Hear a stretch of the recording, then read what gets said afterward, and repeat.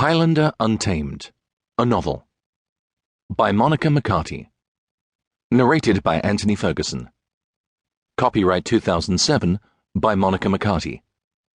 This unabridged audiobook is recorded by arrangement with Ballantine Books, an imprint of the Random House Publishing Group, a division of Random House, Inc., and was produced in the year 2012 by Tantor Media Incorporated, which holds the copyright thereto.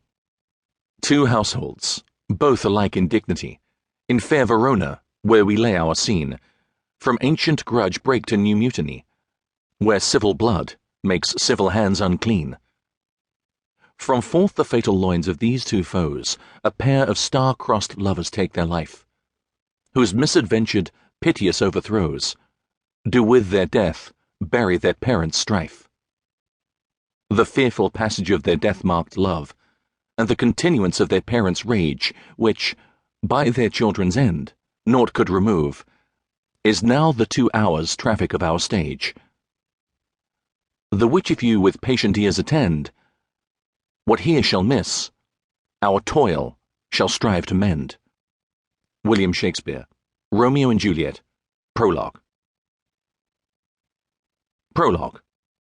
Dunscaith Castle, Isle of Skye, 1599. The ground shook with the heavy pounding of hooves as the score of warriors approached Dunscaith Castle. Their leader, Rory MacLeod, Chief of MacLeod, urged his mount ahead, surging across the rocky crags at breakneck speed. He had to reach her before. Just then a great roar rose above the thunder of the horses, and with it hope shattered. Rory cursed, knowing that the jubilant cries of the crowd could mean only one thing. The warning had come too late.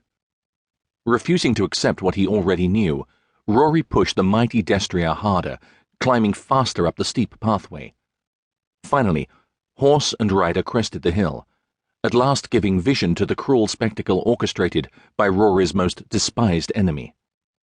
Not a furlong below them, Rory's sister sat atop a horse, slowly winding her way through a crowd of jeering villagers. She looked so tiny, so painfully alone among the madding crowd. Her hair, a thick, glorious halo of riotous curls, shone like white gold in the midsummer sun. But neither the magnificence of her hair nor the remnants of her once fey beauty could distract the villagers from the conspicuous black patch that covered one eye. Even from afar, Rory could see Margaret's pain. The rigid line of her spine, the nearly imperceptible shaking of her hands as she clenched the reins of her maimed horse, the slight flinch as the taunts pelted her pride like stones. He could make out only snippets of their hateful words. Face, hideous, one-eyed, mark of the devil. Rory pressed on, though the damage had already been done. None but the MacDonald of Sleat could be capable of sending her away with such a monstrous procession. Sleat had gone to great lengths to shame his sister, mocking her misfortune with outrageous cruelty. For Margaret, who'd badly injured an eye in a horrible riding accident only a few months after arriving at Dunscaith, sat atop a one-eyed horse.